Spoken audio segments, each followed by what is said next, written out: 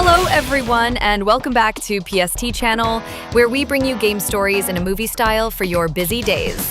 What we're presenting you today is more than just a game. It's a cultural phenomenon and an undisputed modern classic, widely hailed as one of the great JRPGs ever made.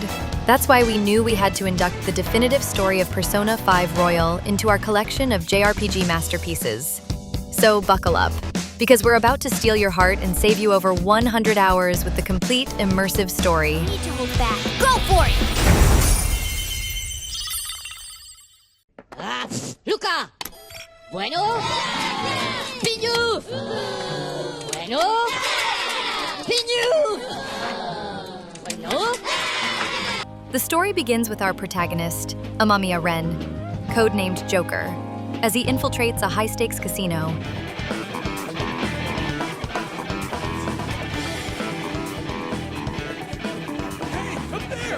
He's here. Moving immediately.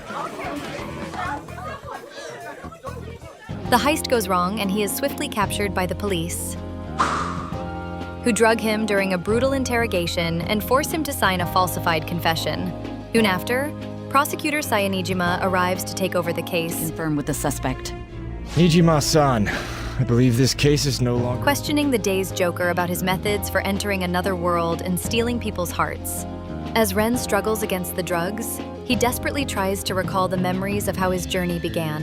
His story truly started months earlier, when he intervened to protect a woman from being assaulted by a powerful man, only to be sued and placed on probation for a crime he didn't commit. While traveling to the home of his new guardian, Sojiro Sakura, Ren noticed a strange app on his phone and tapped it. Time seemed to stop as he saw a bizarre blue flame engulf his own image before he quickly deleted the mysterious application. Sojiro, the gruff but fair manager of LeBlanc Cafe, explains the terms of Ren's custody. After being expelled from his high school, the court ordered Ren to transfer to Shujin Academy in Tokyo for 1 year. If he behaves himself and stays out of trouble, his probation will be lifted. Sojiro allows Ren to live in the dusty attic above the cafe, warning him that he'll be locked in at night. That night, Ren dreams of a strange place called the Velvet Room, a space that exists between matter and mind. There, its master, Igor, offers him a contract for, quote, rehabilitation, warning that Ren must fight for his freedom or become a permanent prisoner of fate. Igor then introduces his twin assistants, the wardens Caroline and Justine, whose duty is to oversee the inmates. The next morning, at Shujin Academy, Principal Kobayakawa and Ren's new homeroom teacher, Sadayo Kawakami, sternly warn him not to cause any trouble. Because of his criminal record, Ren is immediately treated like an outcast by his peers. Meanwhile, a major train crash dominates the news, with officials blaming track deterioration that the railway company had apparently ignored. Sojiro instructs Ren to keep a diary of his daily activities as part of his probation. Make sure you keep it up to date. You may be under probation, but there's no special limitations on what you do in particular. On a rainy morning, Ren sees a fellow student, Ann Takamaki, get a ride to school from a leering teacher named Suguru Kamoshida. Another student, the rebellious Ryuji Sakamoto, tries to intervene, but is too late. What do you want?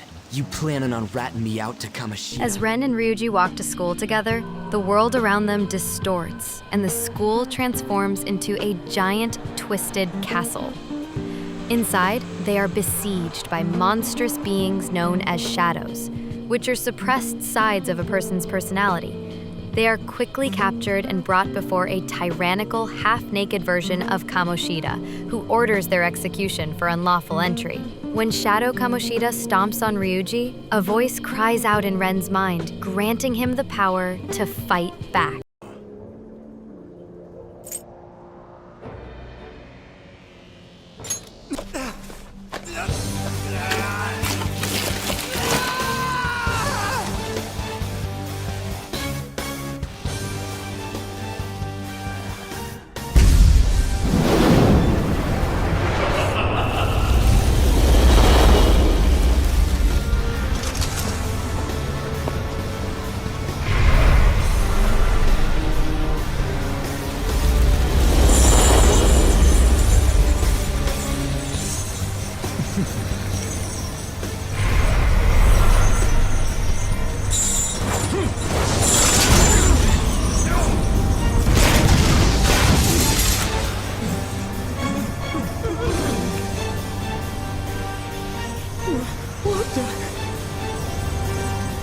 By tearing a mask from his face, Ren awakens his inner self and summons his persona, Arsene.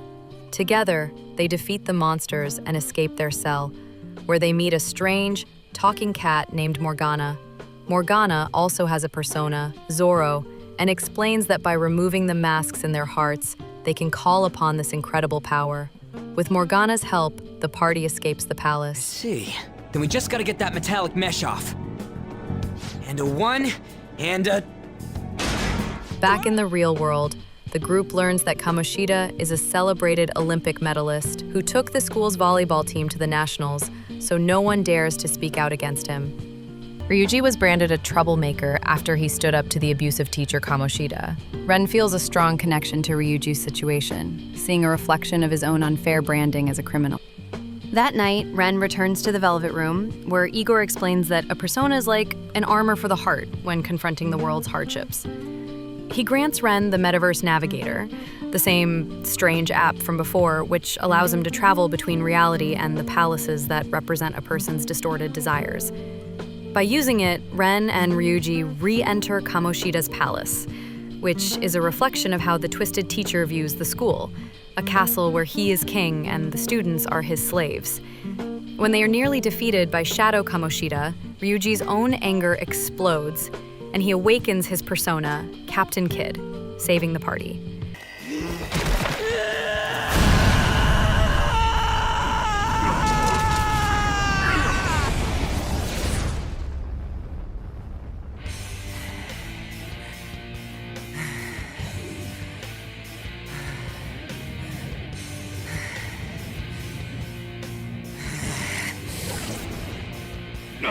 This one's well. Right on. What's up, Persona? This effing rocks! Now that I got this power, it's time for payback! Yo, I'm ready. Bring it! The team decides to retreat. Morgana explains that a persona appears as a mask inside a palace, protecting its owner from the ruler's distorted cognition. He asks for their help in exploring these worlds to uncover his own lost memories and true form. In the real world, An tries to console her friend Shiho, who is struggling on the volleyball team. An notices bruises on her friend, but Shiho brushes off her concerns before being called away by Kamoshida. Later, Ryuji learns from Mishima that Shiho is being physically abused. Ren suggests they can use the palace to stop Kamoshida, and Morgana appears to explain their options. If they destroy the palace, Kamoshida's desires will vanish, which could cause a mental shutdown or even death. However, they can instead change his heart by stealing his treasure, the core of his distorted desires. This would force the real Kamoshida to confess his crimes while forgetting how it happened. The situation escalates when Ren realizes that An is dating Kamoshida to protect Shiho's position in the volleyball team. The very next day, a desperate Shiho jumps from the school roof, ending up in a coma. Racked with guilt, Ryuji and Ren learn from another student, Mishima, that Kamoshida regularly hurts volleyball team's member as physical punishment. When Ren, Ryuji, and Mishima confront the real Kamoshida, he arrogantly denies everything and threatens to have them all expelled at the next board meeting. Even if it is exactly as you imagine it to be, hypothetically speaking, what can you do? With no other choice, the group resolves to change Kamoshida's heart. Morgana officially forms their group, the Phantom Thieves of Hearts, who will sneak into palaces and steal the treasures within. He assigns them code names. Ren is Joker, Ryuji is Skull, and Morgana is Mona. Inside the palace, they find Anne captured by Shadow Kamoshida, who threatens to kill the real Anne and replace her with a subservient copy. Anne's fury and despair awaken her own persona, the fiery Carmen, and she joins the fight. Nothing can be solved by restraining yourself. Understand? Then I'll gladly lend you my strength.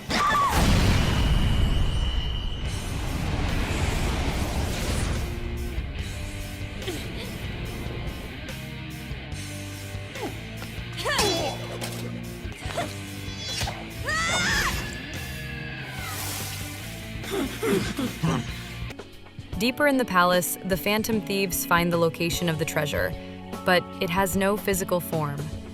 Morgana explains they must send the real Kamoshida a calling card, a warning that they are coming to steal his treasure. This act of recognition will cause the treasure to materialize. They spread the calling cards all over the school, and a panicked Kamoshida reads their warning. Back in the palace, they face off against a monstrous version of Shadow Kamoshida, defeat him, and seize his treasure, a golden crown.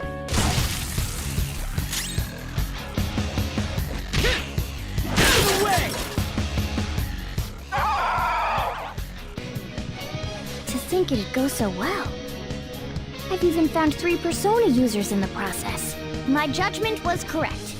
I made the right choice in making a deal with you. As they escape the collapsing palace, the castle vanishes from the metaverse navigator. In the real world, the treasure transforms into an Olympic medal. Soon after, Kamoshida interrupts a school assembly to publicly confess to everything: the verbal, physical, and sexual abuse of his students. He announces his resignation and that he is turning himself into the police. To atone for his own guilt in ignoring Shiho's suffering, Mishima creates the Phantom Thieves fan site, a forum to gather requests from the public and spread their name. Their next target soon emerges: the famous but corrupt artist Ichiryusai Madarame. The team investigates Madarame by having Anne pose as a model for his pupil, Yusuke Kitagawa.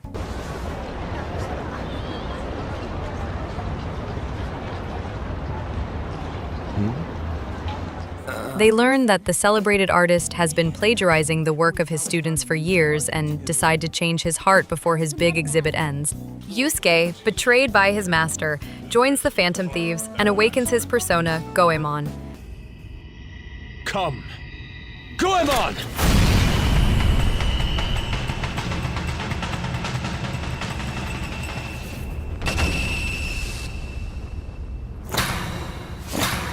A breathtaking sight. Imitations they may be, but together they make a fine spectacle. Though the flowers of evil blossom, be it known, abominations are fated to perish! Whoa, this is impressive! Helping them defeat Shadow Madarame and steal his treasure, a single painting titled Sayuri. As they escape, they notice another mysterious intruder in the palace, wearing a black mask. Phantom Thieves' fame grows, but it also attracts unwanted attention.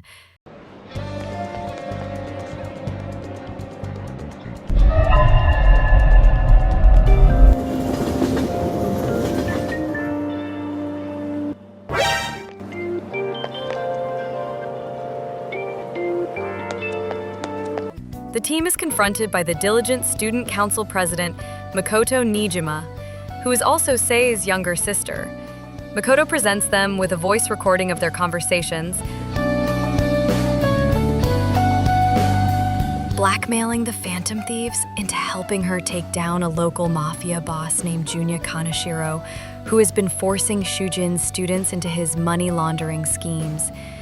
Inside Kaneshiro's bizarre palace, a bank floating in the skies of Shibuya, Makoto awakens her persona, Johanna.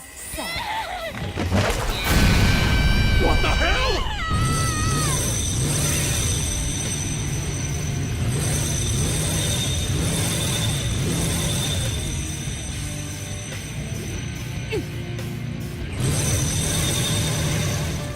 Just as they succeed, the team secure his treasure, a briefcase full of cash. The Phantom Thieves are publicly challenged by a group of hackers called Mejid, who declare themselves the true bringers of justice. Simultaneously, a mysterious hacker named Alibaba contacts the thieves with an ultimatum: steal her own heart, and she will deal with Mejid. If they fail, she will expose all of their identities to the police. The team discovers that Alibaba is Futaba Sakura, Sojiro's adopted child who always locks herself in her room.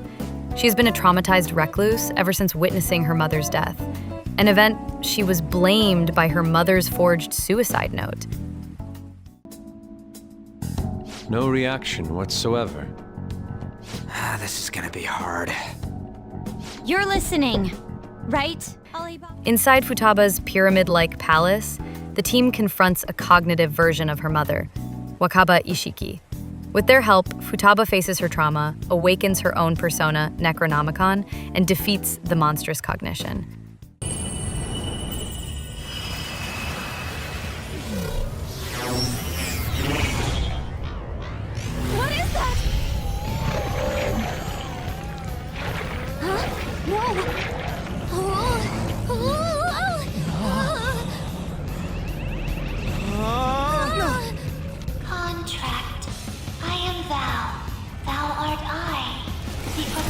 system has been revealed. No mysteries. No illusions shall deceive you any longer. Futaba! I'm okay! Look at that! Please, help me! That's gotta go!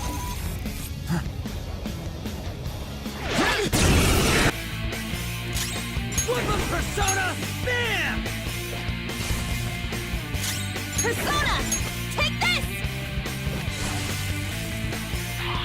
She discovers that her mother didn't commit suicide, but was murdered because of her research into the cognitive world of the metaverse. Freed from her guilt, Futaba joins the team, and her treasure is revealed to be her own self, now free to leave her room. Despite their success, Morgana grows increasingly anxious about his own identity, plagued by dreams that suggest he isn't a real human. That black thing was... me? That can't be true. I'm supposed to be human. I should be. Meanwhile, the team goes on a school trip to Hawaii, where they briefly meet Kasumi Yoshizawa, a first-year rhythmic gymnast training for a competition. You don't look it, though. You're good at keeping your cool, senpai. Soon after they return to Tokyo, they are shocked to learn that Principal Kobayakawa has died suddenly, right outside a police station.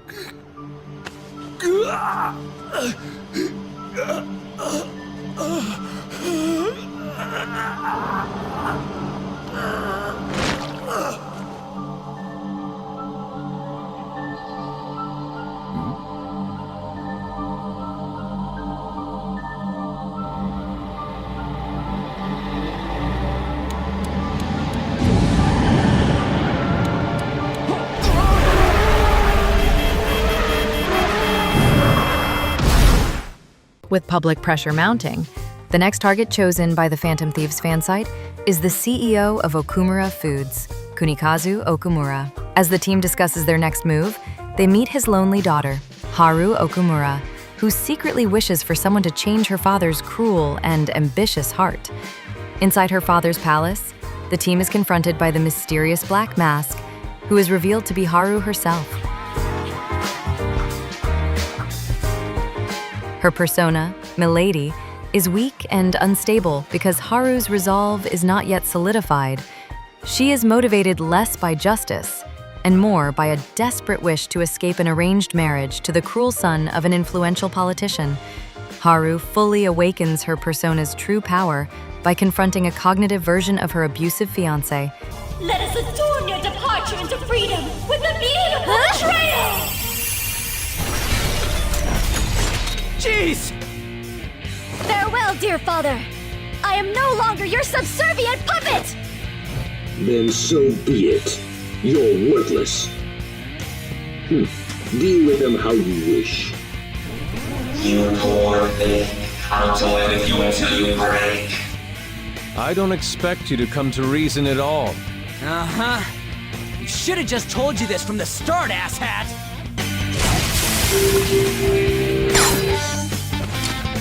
Let's get serious! Beat him up!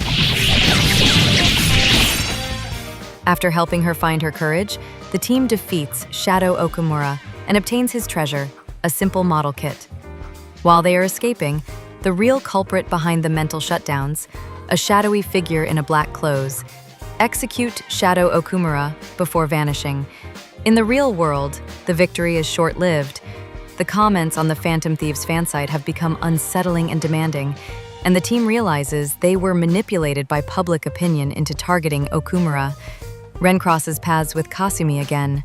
The school board, reeling from recent scandals, is putting immense pressure on her to win her gymnastics competition to restore Shujin's reputation. Ren finds a lucky charm she dropped and arranges to meet her at a nearby stadium to return it. As they meet, however, the Metaverse Navigator suddenly activates, pulling Ren, Morgana, and an unsuspecting Kasumi into a new, unknown palace. Hey, is that...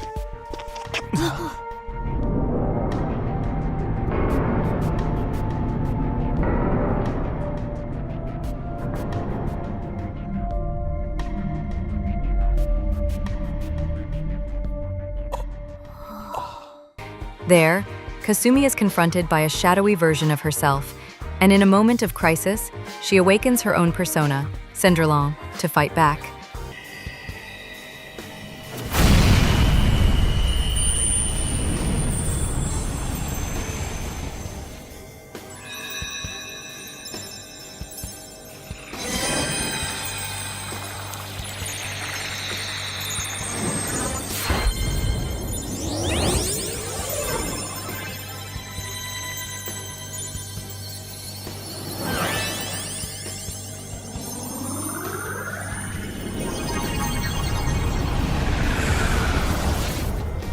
Look at that!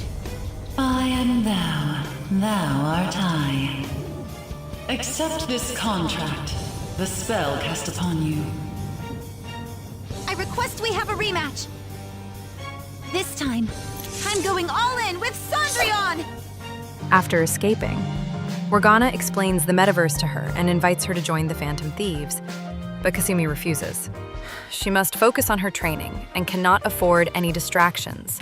Phantom Thieves celebrate their success at an amusement park, only to see a news broadcast showing the real Mr. Okumura having a sudden psychotic breakdown during a live press conference. His symptoms are identical to Futaba's mother, a clear sign of a mental shutdown caused by his shadow being killed in the palace.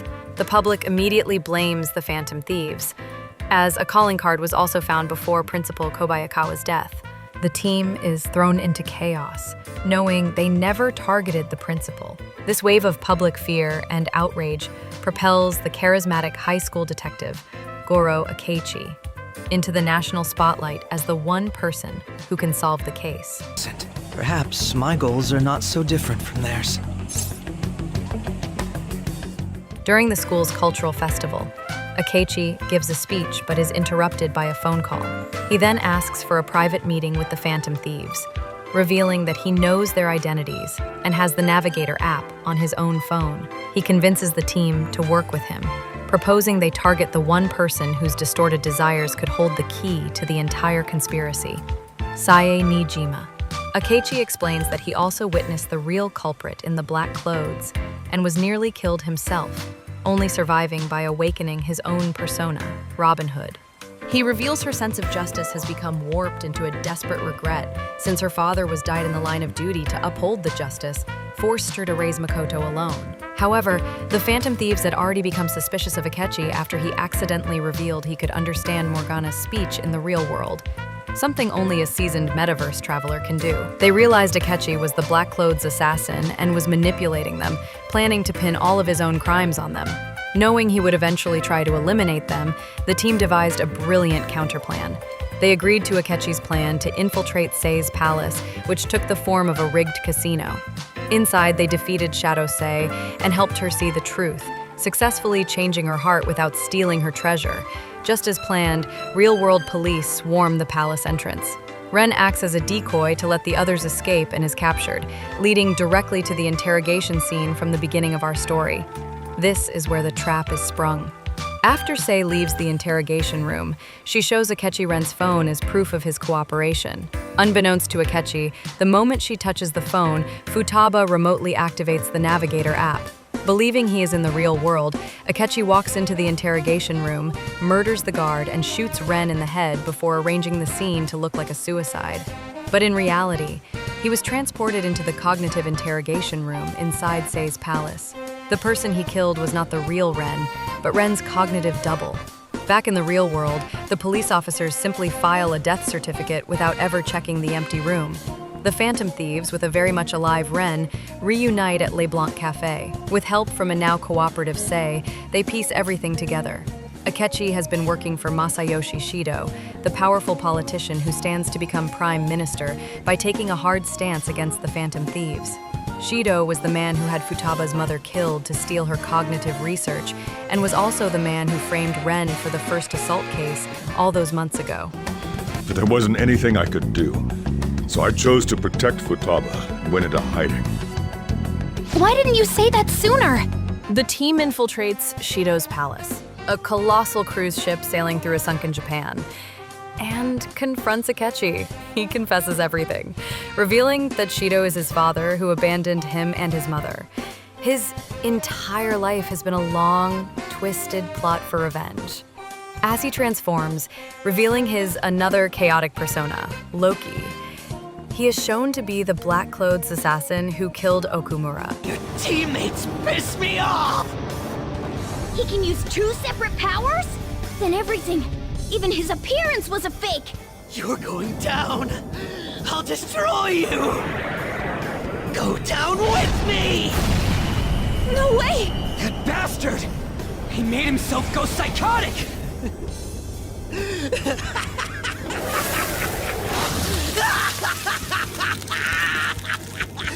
Now, let's see you drop dead one at a time in front of your precious friends! Damn it, he's lost it! Here comes! Die!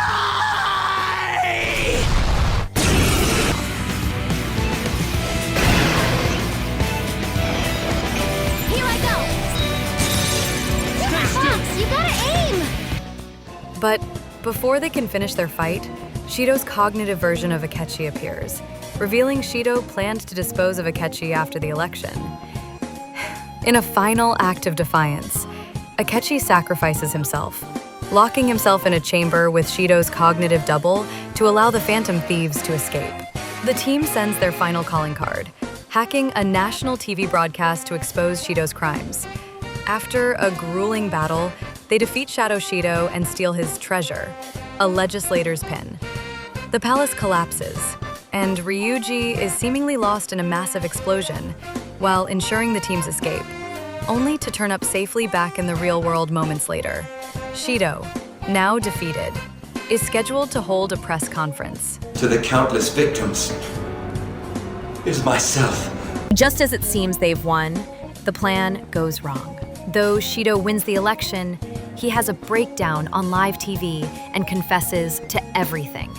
However, public opinion, now guided by an unseen force, strangely begins to sympathize with him.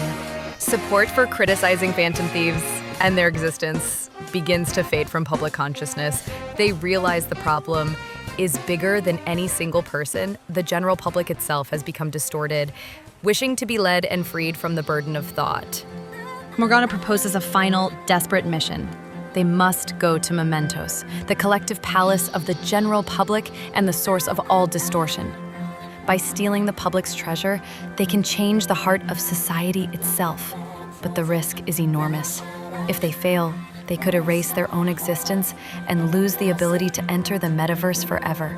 The team unanimously agrees. Inside the deepest part of Mementos, they find the public's treasure, a gigantic radiant holy grail. The people of Tokyo are trapped within it, believing their blissful ignorance is true freedom. The grail, reflecting the public's desire for control, proves too powerful and ejects the Phantom Thieves from the metaverse. Reality and Mementos begin to fuse, with the grail appearing in the skies above Shibuya as the team's existence starts to fade. Mementos here in Shibuya? Is this what it meant by the fusion?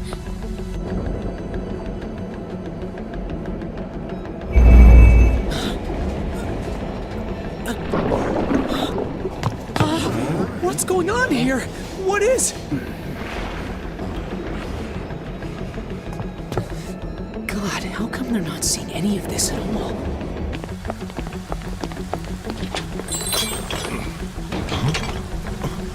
What the hell? To think this would happen. No way! You gotta be shitting me!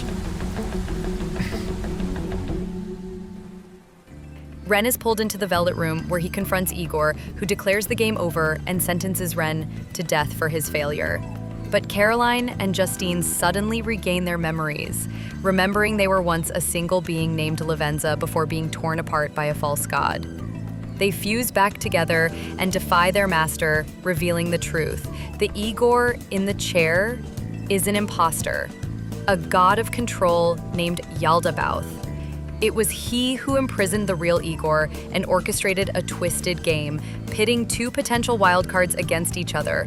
One was Goro Akechi, who would amplify humanity's desire for ruin. The other was the trickster, Ren Amamiya, who would fight for humanity's freedom.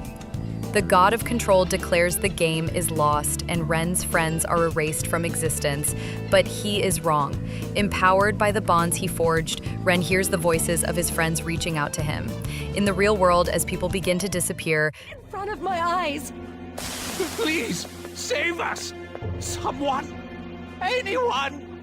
those closest to the Phantom Thieves, like Mishima and Sojiro, remember their fight for justice and begin desperately rallying the public, their cheers reaching Ren in the heart of mementos. The outpouring of belief from the real world breaks Yaldabaoth's hold and allows Ren to awaken his ultimate persona, Sataniel.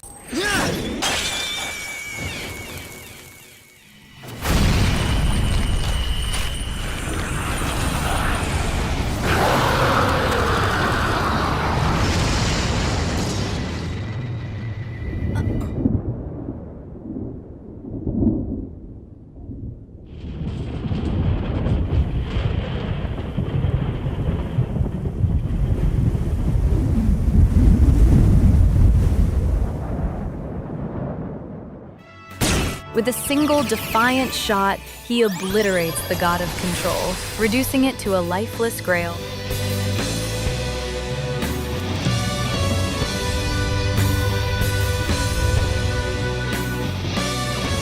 Be gone. Preposterous! You dare wrong the people's wishes!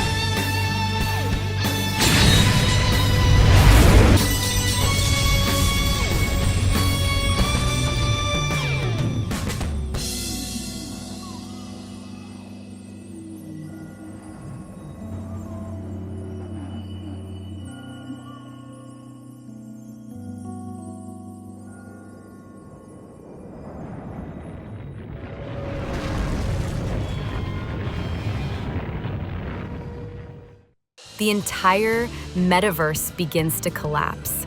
Morgana, a being born of the Velvet Room, begins to fade away. In a heartfelt goodbye, he promises that a new world is coming where mankind will no longer be held captive before vanishing completely. The Phantom Thieves return to a reality where the public's cognition is restored. With the truth revealed, Shido is finally set to be prosecuted for his crimes. Ren, however, must still answer for his actions as the leader of the Phantom Thieves and is taken to a juvenile detention center. His freedom comes unexpectedly when Akechi, in a final, unseen act, apparently turns himself in and confesses to being the true culprit behind the mental shutdowns. Time passes. On New Year's Day, the newly freed Ren is invited by Kasumi to visit a shrine. As the rest of the Phantom Thieves join them for a happy reunion, the day feels like a fresh start. But the next morning, Ren awakens to a world that is subtly wrong. A handsome young man he doesn't recognize is sleeping in his room, and when he goes downstairs, he finds Futaba's mother, Wakaba, a woman who should be dead, casually enjoying a New Year's meal at LeBlanc. The pretty boy, it turns out, is Morgana in a human form. The final shock comes when Goro Akechi walks into the cafe, free and well. Akechi reveals he shares Ren's memories of the original timeline. He recalls turning himself in, but was released after a brief interrogation with no explanation. He and Ren are the only two who seem to notice that reality itself has been altered. Their suspicions are confirmed when Kasumi calls Ren in a panic, telling him she has found a new, strange palace in Odaiba. I asked some people in the area, and none of them seemed to care at all about its appearance. Inside the palace, which resembles a research laboratory, they find a grand hall with a gymnastics stage. On it stands a girl who looks exactly like Kasumi, and she calls Kasumi Sumire. A calm, familiar voice echoes through the hall, urging them to stop fighting and accept the new, better reality. The owner of the voice, and the ruler of the palace, reveals himself to be Dr. Maruki, the school counselor. He admits that he is the one who has changed the world, using a newfound power to alter reality based on people's deepest wishes. To prove his point, he shows them the truth of Sumire's past. Kasumi was actually Sumire's talented older sister.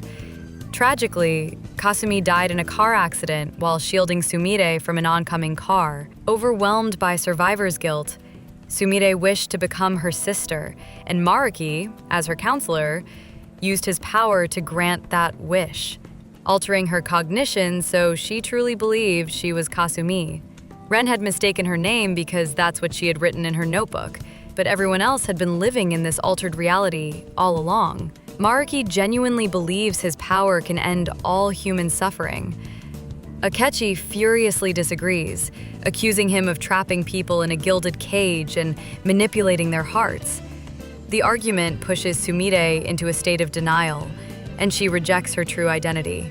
Maruki then kidnaps the unconscious Sumire and retreats, telling Ren and Akechi to consider which reality they truly want before disappearing. Reject the reality she desires. The reality where she lives as Kasumi Yoshizawa.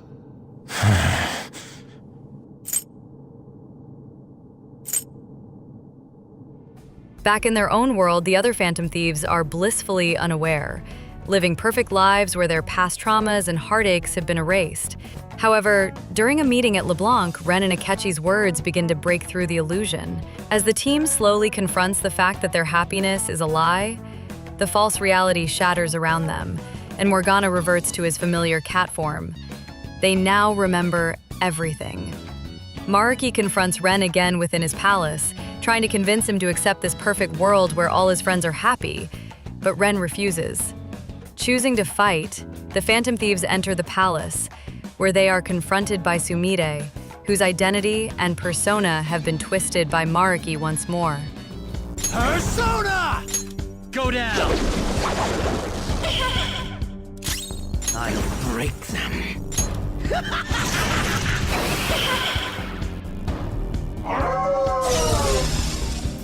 After a difficult battle, they manage to break Maruki's hold on her. Maruki retreats, setting a final deadline for them to accept his reality. February 3rd. That night, Ren dreams of the Velvet Room. Lavenza appears with a grave warning. This time, the entity imprisoning the world has bound him not by his past, but by his future, making this a far more dangerous threat. The next day, the team meets with Sumire, now accepting of her true self, and they all agree to change Maruki's heart and restore the painful, imperfect, but true reality they believe in. At the school, Lavenza appears again to explain the truth of the situation. After the Phantom Thieves defeated Yaldabaoth, a power vacuum was left at the core of Mementos. Maruki, a persona user who had already subconsciously awakened his reality-bending powers, filled that void. He was unknowingly empowered by the Phantom Thieves' own hidden desires for a happier world where their friends were safe and their traumas erased. His influence is now causing the real world and the cognitive world to merge once more, and if he isn't stopped, everyone will be trapped in his perfect reality forever. Eavesdropping on the conversation, a determined Sumire officially joins the Phantom Thieves with the new codename Violet.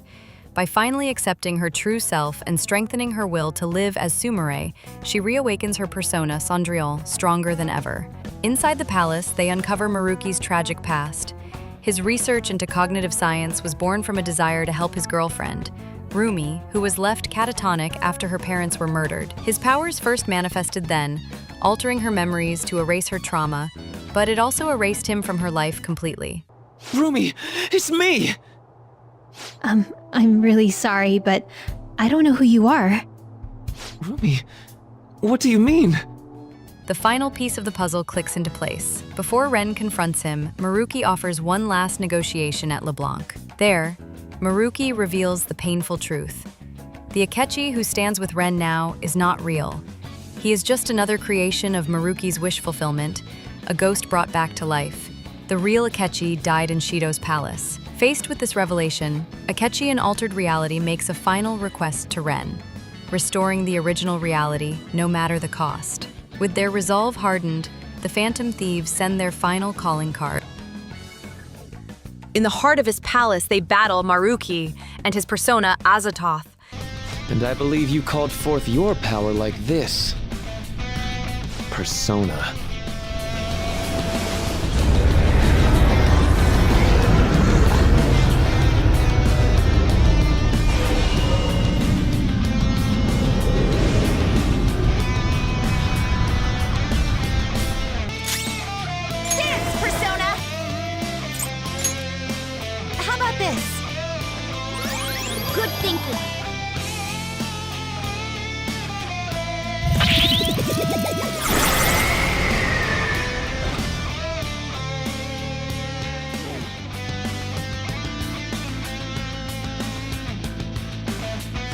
can't deny that you're all strong, but that's exactly what's making you suffer. It's time to end this. I'm going to save all of you! After a desperate fight, they seize his treasure, a single burning torch. But Maruki, unable to let go of his dream, follows them outside the palace and evolves his persona into a colossal god, Azathoth, that towers over the city. The team defeats the god, but as the metaverse collapses around them, Morgana transforms into a helicopter to carry the team to safety. In a final, desperate act, Maruki pulls the helicopter down, forcing Ren into one last fistfight. A battle not of power, but of ideals, to finally put his opponent's regrets to rest.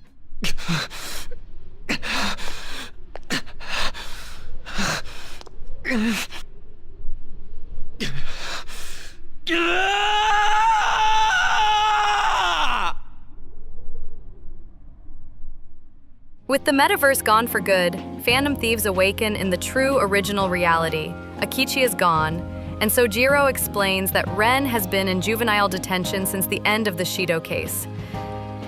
The reality where Akichi saved him was just another part of Maruki's fantasy. But thanks to the tireless work of his friends, who find the woman from the original assault case to testify on his behalf, Ren's name is finally cleared. Months later, Ren says his goodbyes to the city and the friends who have become his family. As he prepares to leave, he notices government agents are still tailing him. His friends create a brilliant diversion, allowing Ren to slip away in a taxi driven by none other than a humble Dr. Maruki, who gives him a final, quiet ride to the station. Phantom Thieves catches up with Ren. When Ren is about to board the train home, Sumire is there to see him off. He feels a familiar shimmer in the air, a hint that the cognitive world is never truly gone.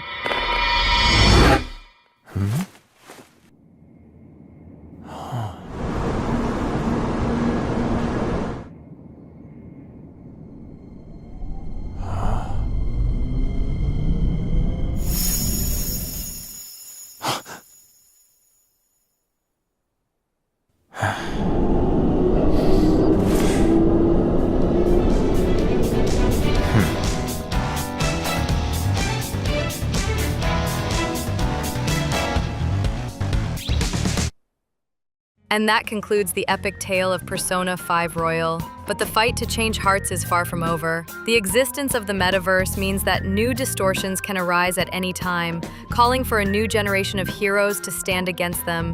This is where the story continues, in the newly released mobile game Persona 5 The Phantom X.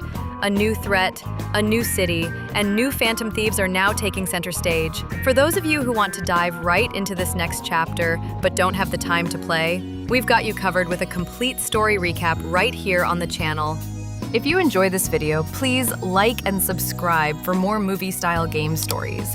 We cover everything from classic RPGs like Final Fantasy to the latest mobile and MMO. Life's busy, so we keep games short and sweet. Get the story without the time commitment. A quarter of the time, all the fun. Thanks for watching, and we will see you soon.